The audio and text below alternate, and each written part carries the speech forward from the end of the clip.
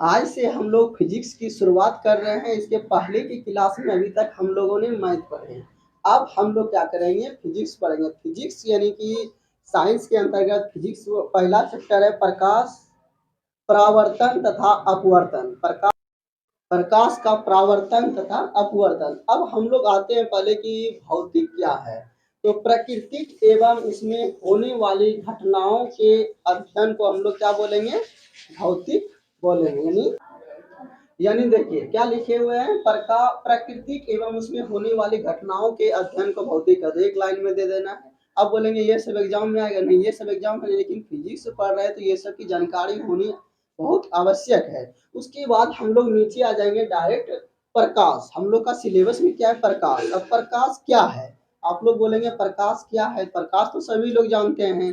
जैसे एक तरह से मान लीजिए टॉर्च जलाते हैं तो वो भी प्रकाश निकलता है, आग जलाते हैं उसमें भी प्रकाश निकलता है। तो प्रकाश क्या है, तो आपको परिभाषा इसका क्या बोलना है। प्रकाश एक प्रकार की ऊर्जा है जिससे हम लोग किसी भी वस्तु को देख पाते हैं। इसको शॉर्ट भाषा में क्या बोलना है, प्रकाश एक प्रकार की ऊर्जा है जिससे हम लोग किसी वस्तु को देख पाते हैं। यही डिफिनेशन हमने लिख दिया। प्रकाश एक प्रकार का ऊर्जा है जिससे हमें किसी वस्तु को देखने की अनुभूति प्राप्त होती है।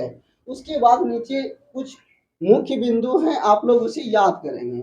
इससे ऑब्जेक्टिव क्वेश्चन बनेगा। प्रकाश एक प्रकार का क्या है बच्चों, विद्युत चुम्बकीय तरंग है। प्रकाश क्या है, एक प्रकार का विद्युत चुम्बकीय तरंग है। दूसरा पॉइंट है प्रकाश कैसा तरंग है, तो प्रकाश एक अनुप्रस्थ तरंग है। उसके बाद यहाँ पर तीसरा पॉइंट है प्रकाश को तरंग एवं कण दोनों माना गया है। प्रकाश को तरंग एवं कण क्या है, दोनों माना गया। अब यहाँ पर एक वर्ड आ गया अनुप्रस्थ, मतलब होता है लंबवत, ठीक है। उसके बाद हम लोग आ जाएंगे डायरेक्ट किरण पर। किरण क्या है, तो आप लोग बच्चों बोलेंगे कि प्रकाश के चलने की पथ को किरण कहेंगे। प्रकाश जिस माध्यम से गुजरेगी कुछ तो उसका लाइन होगा, उसी के पथ को हम लोग, यानी पथ मतलब रास्ता, तो प्रकाश के चलने की पथ को हम लोग क्या बोलेंगे, किरण। मान लीजिए जैसे यहाँ पर टॉर्च हम लोग जलाए तो ये लाइट जो इस तरह से गुजरेगी जिस पथ से, उसी को हम लोग क्या बोलेंगे, किरण। एग्जाम्पल में आप दे भी सकते हैं, नहीं भी दे सकते, आप लोग समझने के लिए लिख लेते लीजिए। उसके बाद नीचे आइए किरण पुंज, यानी किरणों का पुंज मतलब क्या होता है, समूह। किरणों का यानी कि प्रकाश किरणों के समूह को, मतलब ज्यादा मिला देंगे प्रकाश का किरण तो वही किरण पुंज हो गया। प्रकाश किरणों के समूह को हम लोग क्या बोलेंगे, किरण पुंज बोलेंगे। अब यहाँ दो प्रकाश की पथ था, यहाँ पर उसी को ज्यादा मात्रा में कर दिए तो ये सब बच्चे क्या हो गए, किरण पुंज हो गए। अब उसके बाद हम लोग नीचे आते हैं प्रकाश पुंज के प्रकार, यानी प्रकाश पुंज कितने प्रकार के हो गए। तो प्रकाश पुंज तीन प्रकार के होते हैं। कौन कौन, समांतर प्रकाश पुंज, दूसरा है अभिसारी प्रकाश पुंज, तीसरा है अपसारी प्रकाश पुंज। अब बच्चों आइए हम लोग समांतर प्रकाश पुंज क्या है, तो आप लोग बोलेंगे प्रकाश किरणों का ऐसा समूह जिसमें सभी प्रकाश किरणें एक दूसरे के समांतर हो, उसे क्या बोलेंगे, समांतर प्रकाश पुंज कहेंगे। जैसे एग्जांपल में देख लीजिए, जैसे मान लीजिए हम लोग यहाँ से इस तरह से टॉर्च जलाएंगे तो सभी प्रकाश किरणें एक दूसरे के समांतर होंगे, तो ऐसी कंडीशन को हम लोग क्या बोलेंगे, समांतर प्रकाश पुंज बोलेंगे। अब उम्मीद है कि आप लोग को ये बात समझ में आई होगी। आप लोग इसे नोट कीजिए, फिर हम लोग आगे बढ़ेंगे।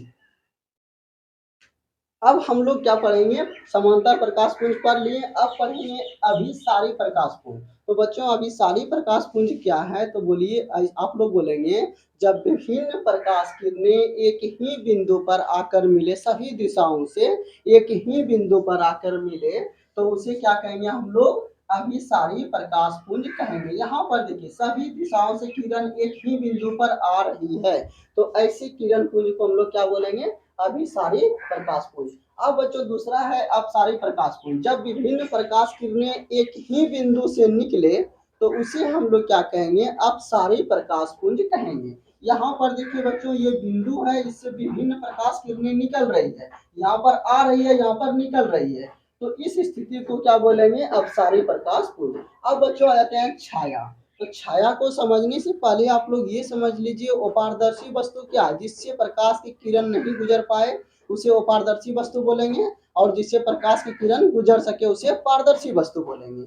तो अब यहाँ पर बच्चों छाया है। जब किसी अपारदर्शी वस्तु को प्रकाशीय स्रोत के सामने रखी जाती है तो वस्तु के पीछे वस्तु के ही समरूप मतलब वस्तु के ही जैसा एक अंधेरा क्षेत्र बनता है, जिसे हम लोग क्या बोलेंगे बच्चों, छाया बोलेंगे।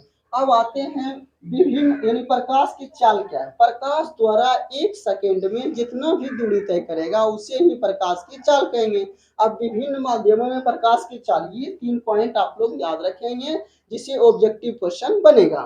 क्या है ऑब्जेक्टिव क्वेश्चन? निर्वात में प्रकाश की चाल 3 गुना 10⁸ मीटर पर सेकेंड, पानी में प्रकाश की चाल 2.25 गुना 10⁸ मीटर पर सेकेंड, कांच में प्रकाश की चाल 2 गुना 10⁸ मीटर पर सेकेंड। अब यहाँ से बच्चों आप लोग एक पॉइंट और भी याद रखेंगे, प्रकाश की चाल कभी कभी किलोमीटर में पूछ देता है, तो आप लोग को बोलना है, अगर यदि किलोमीटर में पूछेंगे 3 लाख किलोमीटर पर सेकेंड, अगर यदि मीटर में पूछेंगे तो 3 गुना 10⁸ मीटर पर सेकेंड। बस आज की क्लास में हम लोग इतना तक ही पढ़ेंगे, आप लोग नोट कीजिए।